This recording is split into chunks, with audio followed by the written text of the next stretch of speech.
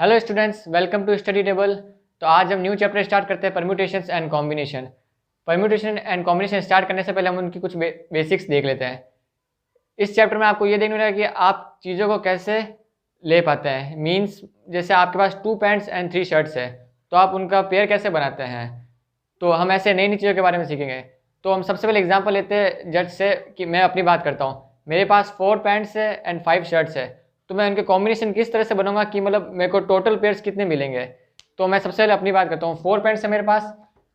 Pants late से P1, P2, P3, P4, ये 4 pants हो गई। और मेरे पास अब 5 शर्ट्स है, S1, S2, S3, S4, S5। अब मुझे पेयर बनाना है कि मैं कैसे कैसे पेयर बना के मैं कपड़े पहन सकता हूँ। तो मैं पैंट 1 ले लूँ और शर्ट 1 भी ले लूँ। मैं पैंट 1 ले लूँ और शर्ट 2 ले लूँ। मैं ये एक और मेरे पास पेयर बन गया। ये एक और पेयर बन जाएगा, ये से एक और पेयर बन जाएगा और इससे भी एक और पेयर बन जाएगा। तो मैं इस पैंट से मैं टोटल 5 पेयर बना सकता हूँ। इस पैंट से मैंने 5 पेयर बनाया है। इससे भी 5 बना सकता हूँ, इससे भी मैं 5 बना सकता हूँ और इससे भी मैं 5 बना सकता हूँ। तो मेरे पास टोटल्स कितने पेयर हो गए? टोटल मैं 20 पेयर्स पहन सकता हूँ। तो इसके अंदर हमको ये पता लगता है कि अगर कभी भी एम इवेंट्स दे रखे हैं, एम इवेंट्स हमने लिए ओकर होते हैं, एक चीज़ के अंदर एम इवेंट्स ओकर होते हैं और उसी टाइम एन इवेंट्स भी ओकर होते हैं, तो दोनों को साथ में इवेंट्स होने का जो आंसर होगा वो एम इंटू एन होगा। M into N. अगर ये टोटल एम इवेंट्स है और ये टोटल एन इवेंट्स है, तो इनकी टोटल नंबर ऑफ इवेंट्स ओकर होगी एम इंटू एन। ये हमने दिखा कि टोटल 4 है और ये टोटल 5 है, तो इनको मल्टीप्लाई करते हैं तो आंसर आता है 20। अब इसी के ऊपर हम एक और एग्जांपल देख लेते हैं। तो अभी हम एक और एग्जांपल देख लेते हैं। अभी हमने सिर्फ दो पेयर देखे थे, पैंट और शर्ट का। अब हम 3 के पेयर्स देखते हैं। जैसे हम सबसे पहले हमारे पास 2 बेड है। 2 बेड के साथ हमको 3 बेड शीट्स दे रखी है और 3 बेड शीट के साथ हमको 4 पिलोज दे रखे। तो अब हमको कॉम्बिनेशन पेयर्स बनाना है। तो हम कैसे पेयर बनाएंगे कि मतलब बेड के साथ में अपन कौन सा बेड शीट लेते हैं, बेड शीट के साथ में अपन कौन सी पिलो लेते हैं। तो हम वही अभी सॉल्व करते हैं। लेट्स से कि हमारे पास 2 बेड दे रखे हैं, B1 और B2। 2 बेड्स के साथ में हमको 3 बेड शीट्स दे रखी है। तो BS1, बेड शीट 2,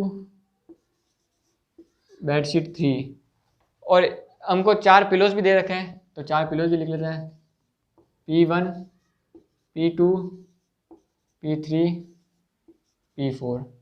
तो इस बेड से हम ये वाली बेड शीट भी ले सकते हैं, इसके साथ हम ये वाली बेड शीट भी जोड़ सकते हैं और इस बेड से साथ अपन ये वाली बेड शीट भी अपन ले सकते हैं।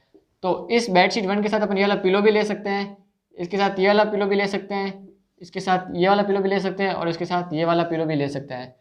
तो अगर हम इसके साथ ये वाली बेड शीट लेते हैं तो हम टोटल 4 तरीके हो गए। तो इसके साथ ये लेंगे तो ये 4 हो गए।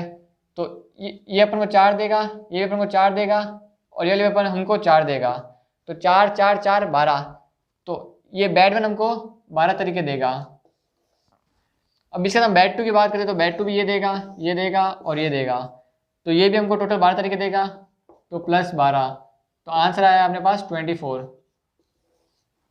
इसका सिंपलेस्ट फॉर्म में अगर हम देखें तो हम इवेंट की बात करते हैं। तो ये इवेंट एम हो गया, ये एम इवेंट हो गया, ये एन इवेंट हो गया और ये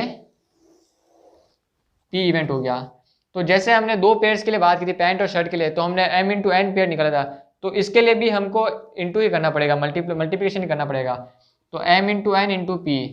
एम यहाँ पे हमको दे रखा है 2, एन हमको यहाँ पे दे रखा है 3 इवेंट्स और यहाँ पे हमको पी दे रखा है 4 इवेंट्स। तो मल्टीप्लाई करेंगे तो 3 इंटू 4 12, 12 2 ज़ा 24। आंसर आ गया 24। तो अभी हम एक और एनसीईआरटी एग्जाम्पल भी देख लेते हैं। तो अब हम यहाँ पर एक एनसीईआरटी एग्जाम्पल कर लेते हैं। एग्जाम्पल क्या कहता है? एग्जाम्पल ये, find the number of 4 letter words with और without meaning which can be formed out of the letters of the word ROSE rose where the repetition of the letter is not allowed. तो हमको ROS word से इन 4 letters है, ROS ये 4 letters है, इनसे एक word बनाना है जो 4 लेटर्स का होना चाहिए। उसकी मीनिंग हो नहीं मीनिंग हो उनसे अपन को फ़र्क नहीं पड़ता। तो हम सबसे पहले कोई भी 4 ब्लैंक ले लेते हैं, 1 2 3 और 4। तो अब मैं ये देखता हूँ कि मेरे को इसके अंदर मेरे पास मैं क्या क्या लेटर्स भर सकता हूँ। तो मेरे पास टोटल 4 है, 1 2 3 4। तो यहाँ पे मैं टोटल 4 लेटर्स भर सकता हूँ। इसमें क्वेश्चन में देखा where the repetition of letters is not allowed, तो मुझे रिपीटेशन नहीं चाहिए। अगर यहाँ पे मतलब लेट से मैं ई लेता हूँ तो मुझे वापस यहाँ पे ई नहीं लेना है। इस लाइन का मतलब ये है। तो यहाँ पे अगर मैंने कोई भी पहले एक वर्ड ले लिया, मतलब 4 लेटर ले लिए ROS में, कोई भी मेरे पास टोटल 4 है तो मैं 4 में से कोई भी ले लिया। अब मेरे पास बचे 3, लेट से मैंने फर्स्ट में लिया S, तो मेरे पास बचे 3 अब ROE।